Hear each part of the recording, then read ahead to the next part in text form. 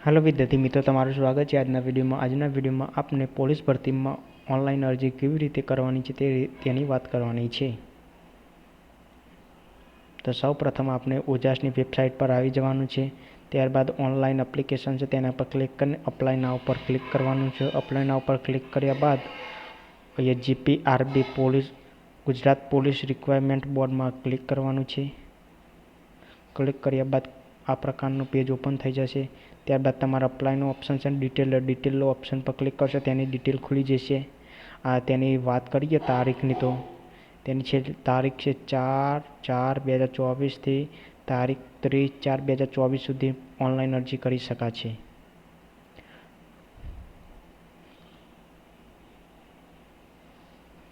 શું લાયકાત છે, કેટલી ફી છે તે જાણવું હોય તો આ પૂરી ડિટેલ વાંચી લેવાની પીડીએફની।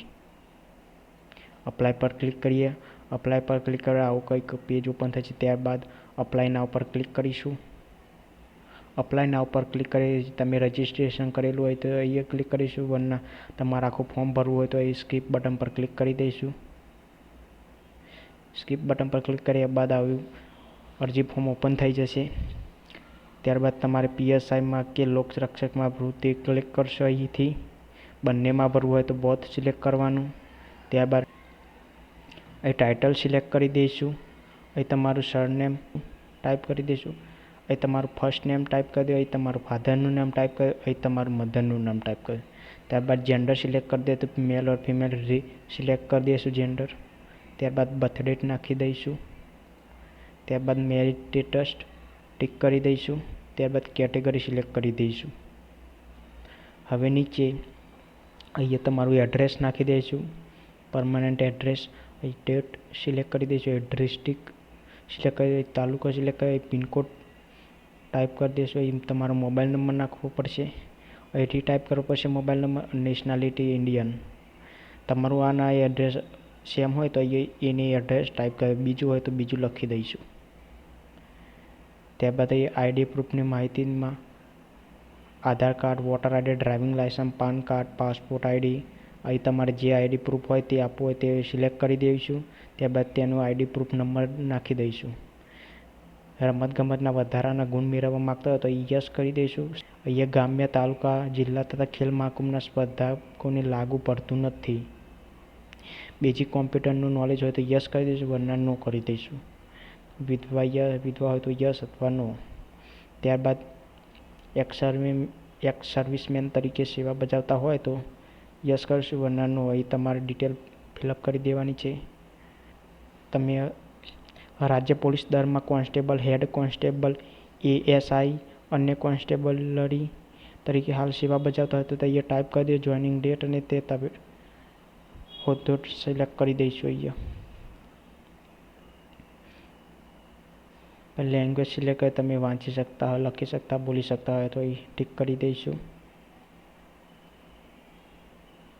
ત્યારબાદ ટિક કર્યા બાદ નીચે એસએચસીની ડિટેલ ફિલઅપ કરી દો। 12 પાસનું પર્સન્ટેજ કેટલા આવ્યા, તેનો ક્લાસ કયો હતો, ઇન્સ્ટિટ્યૂટનું નામ, સ્ટેટ, પાસિંગ યર, ટ્રાયલ કેટલા ટ્રાયલમાં પાસ થયા, લાસ્ટ ટ્રાયલનો સીટ નંબર, એટલે લાસ્ટ ટ્રાયલમાં તમે પાસ થયા તો તેનો સીટ નંબર નાખવાનો રહેશે।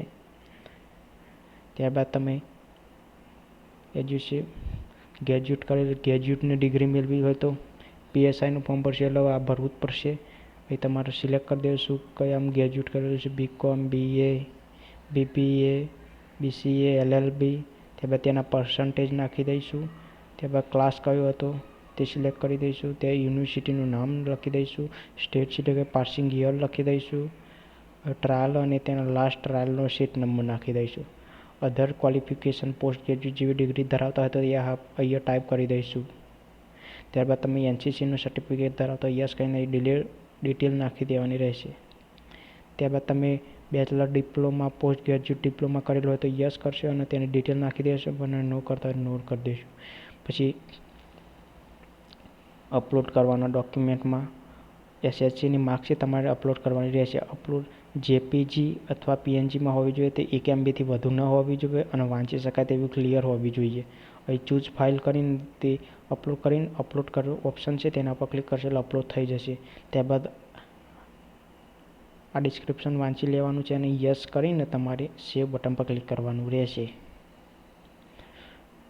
સેવ બટન પર ક્લિક કરશો ત્યારબાદ સિગ્નેચર અને ફોટો અપલોડ કરવાનો રહેશે. તો સિગ્નેચર અને ફોટો અપલોડ કરવા માટે ઓનલાઈન એપ્લિકેશનમાં આવીને અહીં ઓપ્શન છે અપલોડ ફોટો એન્ડ સિગ્નેચર, તેના પર ક્લિક કરશો. ક્લિક કર્યા બાદ આ તમે અરજી કરી તે સેવ કરશો એટલે એપ્લિકેશન નંબર મળી જશે તમારા ફોન નંબર ઉપર. તે આઇકન ટાઈપ કરી દેવાનું રહેશે. ટાઈપ કરશો એટલે ત્યારબાદ તમારા બર્થ ડેટ ટાઈપ કરી દેવાની રહેશે. પછી ઓકે બટન પર ક્લિક કરશો એટલે તમારું સિગ્નેચર અને ફોટો અપલોડ કરવાનું પેજ ઓપન થઈ જશે. તેમાં તમારે ફોટો અને સિગ્નેચર અપલોડ કરી દેવાનું રહેશે. ફોટોની સિગ્નેચરની સાઇઝ 15 KB થી વધુ ન હોવી જોઈએ. તે અપલોડ થઈ ગયા બાદ તમારી એપ્લિકેશન કન્ફર્મ કરવી પડશે. કન્ફર્મ કરવા માટે ઓનલાઈન એપ્લિકેશનમાં જવાનું છે. ત્યારબાદ કન્ફર્મ ઓપ્શન તેના પર ક્લિક કરવાનું રહેશે. ત્યાં પર એપ્લિકેશન જે નંબર મળ્યો હતો તે ટાઈપ કરી દેવાનું, બર્થડે નાખીને ઓકે દબાવવાનું. પછી તમારી ડિટેલ ઓપન થઈ જશે. તમારે એકવાર ચેક કરી લેવાની સાચી નાખી છે કે નહીં. ચેક કર્યા બાદ તમારે કન્ફર્મ અરજી પર ક્લિક કરશે. મોબાઈલમાં મેસેજ આવી જશે, તમારે કન્ફર્મેશન નંબર મળી જશે. અરજી કન્ફર્મ કર્યા બાદ તમારે ઓનલાઈન ફી ભરવાની પડશે. ઓનલાઈન ફી ભરવા માટે તમારે ઓનલાઈન એપ્લિકેશનમાં આવી જવાનું છે. ઓનલાઈન એપ્લિકેશનમાં આવ્યા બાદ નીચે ઓપ્શન જોવા મળશે પે ફી, તેના પર ક્લિક કરવાનું રહેશે. ક્લિક કર્યા બાદ તમારે અહીંયા જોબ સિલેક્ટ કરવાની રહેશે. ગુજરાત પોલીસ દર વર્ગ 3માં PSI અને લોકરક્ષક તે સિલેક્ટ કરવાનું રહેશે. સિલેક્ટ કર્યા બાદ તમારે કન્ફર્મેશન નંબર મળ્યો હોય મોબાઈલ નંબરમાં તે અહીંયા ટાઈપ કરી દેવાનો રહેશે. ટાઈપ કર્યા બાદ અહીંયા તમારી બર્થ ડેટ નાખી દેવાની રહેશે. બર્થ ડેટ નાખ્યા બાદ અહીંયા ઓપ્શન છે ઓનલાઈન પેમેન્ટ ઓફ ફીસ, તેના પર ક્લિક કરવાનું રહેશે. ક્લિક કરશે એટલે તમારા સામે ઘણા બધા ઓપ્શન ખુલી જશે ફી ભરવાના. Credit card, debit card, online UPI, PhonePe, Google પેના ઓપ્શન આવી જશે. તેનાથી તમે ફી ભરી શકો છો. ફી ભર્યા બાદ તમારી તેની રિસિપ્ટ કાઢવી હોય તો તેનો પણ ઓપ્શન છે. તો રિસિપ્ટ કાઢવા માટે તમારે ઓનલાઈન પેમેન્ટ રિસિપ્ટ તેના પર ક્લિક કરવાનું રહેશે.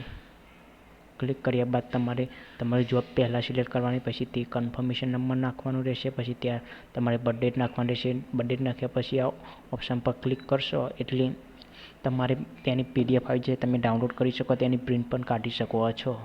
વિદ્યાર્થી મિત્રો, વિડીયો ગમે તો લાઇક, શેર અને સબસ્ક્રાઈબ કરવાનું ભૂલતા નહીં. મળીશું એક નવા વિડીયોમાં.